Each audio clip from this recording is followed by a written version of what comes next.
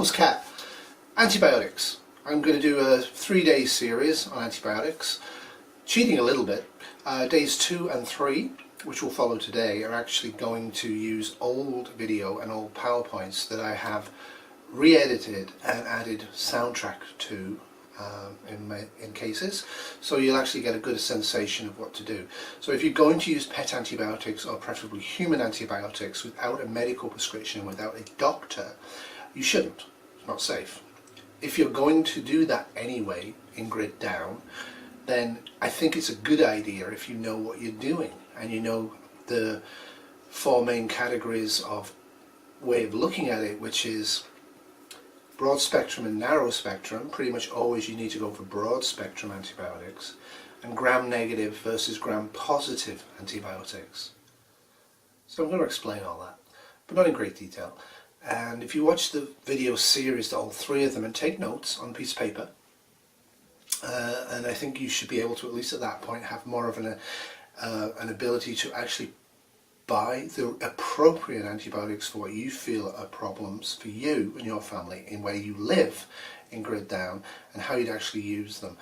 What the series does not go into is major side effects of antibiotics. Clearly and obviously, if you're going to treat yourself without a medical doctor, you're hugely at risk. I am not a doctor. You should not get your medical advice from the YouTube. You need to get it from books. Okay?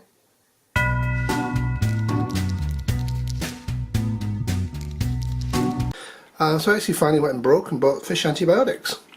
So I have a range of fish antibiotics, and it's what I wanted for what I feel I might need in grid down, with the exception of fluconazole, which I completely forgot to get, and I'm kind of annoyed at myself. The other one is penicillin, and I will be getting more penicillin because it's a good go-to antibiotic. 3 to 6 months after the fall of society, if society falls, penicillin should work as well as it used to work, which is a good news because it's easy to make and cheap. I won't be making my own though. Gefexilin, good for chests. Doxycycline, good for a whole range of things. Doesn't last that long, but it's a good one. Most of them last for about 10 to 15 years. That one won't. Clindamycin. Amoxicillin, a very good go-to one. Everybody should have amoxicillin and flucloxacillin. That's what I think. Ciprofloxacin, excellent. For a whole bunch of different things. So the antibiotics I bought cost me around about 450 Canadian or so. Actually 600 Canadian. Hugely expensive. And then to add insult to injury, they charged me $51 tax on arrival. So those antibiotics, as I've just shown that I bought, are actually going to be 650 Canadian, which is about 500 American. That's hugely expensive. The reason I'm justifying it is I do store money up on a regular basis to make expensive prepping purchases, and this was my expensive prepping purchase for 2018. The reason I think this is an important one is because an infection will kill you, and it will probably be the biggest cause of death in SHTF, or global SHTF, will be infection. And I'm not comfortable not being able to treat. Now, because of my job, I have antibiotics that are IV format and stuff like that. That's higher level stuff, and I would not advise you get into that without actual registered training or medical certificate. I'm going to go through the ones I got and give you dosages and stuff like that. And I decided, no, I'm not. If you want to know the dosage, you want to know the routines, you want to know the side effects, you need to look that up yourself. Don't take it from me. What I'm going to quickly mention is a few things you may not know. Clindamycin is actually excellent to be treated for human and animal bites. That's a useful thing to know. Amoxicillin is good for Lyme disease. Everybody thinks of doxycycline, but amoxicillin can often work in early stage Lyme disease. It's also a good general antibiotic for chest infections and things like that, and for ears, nose and throat. Doxycycline is very good for cholera, which is why I got it. But doxycycline, a side effect of doxycycline, if you give it to a child under the age of 8, their teeth will go permanently black or grey. Nice to know, right? Penicillin. Penicillin is the go-to antibiotic, the original antibiotic, though the format now is slightly changed. Do not have any acidic juices, fruit juices or foods within an hour of taking penicillin. I would say an hour before, an hour after. Always go on the cautious side for this stuff. Penicillin is good for chest infections, which is why I got it. Right now it probably would not work because there's a lot of antibiotic resistance, and penicillin has been used for so many years that it's effectively useless. Some studies have shown that within 3 months to 6 months of the end of use in a huge geographical area of a specific antibiotic, resistance in the bacteria fails. So penicillin will come back into its own again, which is why I have it. It's also cheap. So this is penicillin. It's 100 tablets of 500 milligram strength. The reason I don't have as much as I thought is I would give this one tablet 4 times a day for 5 to 7 to 10 days. So let's assume 10 days. That's 40 tablets. Okay? So I'd only actually have 2.5 treatments in this bottle. The chances are I'd go 5 days, so I'd have 5 treatments in this bottle. With penicillin being as good as it is, once antibiotic resistance is no longer an issue, I actually would like to have probably double to triple the amount here. I think it's kind of important. So ciprofloxacin, everybody knows ciprofloxacin, excellent drug. I've took it myself, having been exposed to meningitis, and it treated me. I was starting to get the early signs and symptoms of it, occupational exposure to meningitis. And it works, and it's a good antibiotic to have. It's reasonably cheap. You don't often need to use a huge amount of it. There is dosing for it. The dosing generally will be 1 tablet for 3 days for a urine infection.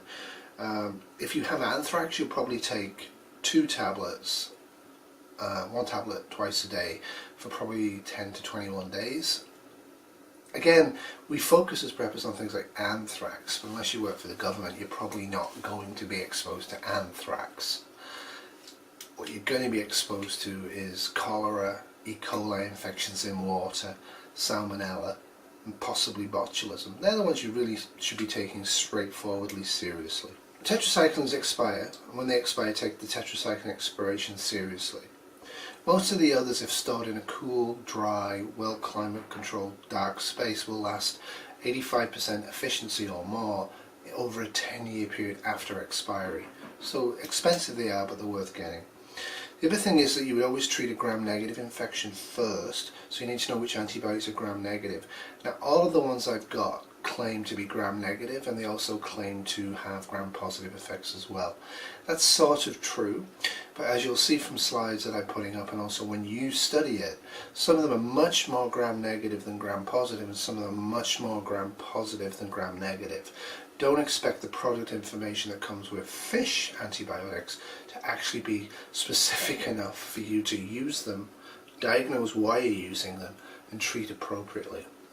So when we're talking about gram-negative first, one of the main go-to ones would obviously be tetracycline. And tetracycline, as I've already said, doesn't last as long as the others do by any means. A year or 2, 3 years, that's about it for that.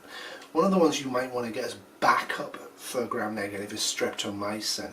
So the two, I said amoxicillin and flucloxacillin were the 2 I don't have. I was actually wrong. I do have amoxicillin, and it would have been daft not to buy amoxicillin. It's a great chest infection one.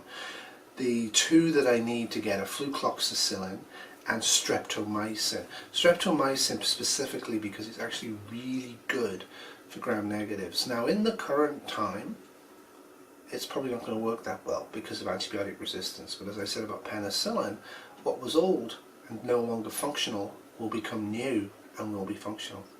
Anyway, I hope you enjoyed this. Just a question, would you buy pet antibiotics and would you use it in SHTF? I am aware of the fact that some people are buying them and using them now. I would argue that you're experiencing SHTF if you can't afford a doctor. Some antibiotics have dramatic serious side effects. You can have skin sloughing off and that will kill you. It's like developing a serious burn. There can be serious eye and kidney effects. There's a whole bunch of problems that you can get by self-medicating. So I totally don't think you should. I think in grade down you need to have a medical personnel team that actually can do the research by reading the books and actually looking at the drug information and actually assessing what they're hearing, seeing and looking at using stethoscopes, thermometers and everything else, and looking at the sputum and looking at the person and what's happening to them, so they can actually diagnose and treat appropriately. If you keep taking antibiotics because you have a sore throat and the sore throat is viral, not bacterial, you're wasting a huge amount of money and you're putting the person you're treating at risk. Not only that, but you're also putting everybody else in the group at risk, because when that specific antibiotic is actually needed for something it can work on, a bacterial infection, it may not work if you've abused it. That's certainly what we're seeing right now in modern society, is the abuse of antibiotics by pet industry and human use. Specifically agriculture is a huge issue, especially fish farming, in terms of making antibiotics useless because the bacteria becomes used to them and becomes resistant.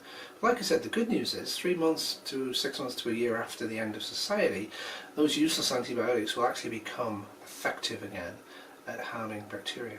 Anyway, hope you enjoyed this. Remember, your SHTF tomorrow will always be worse than today unless you prep. Thanks.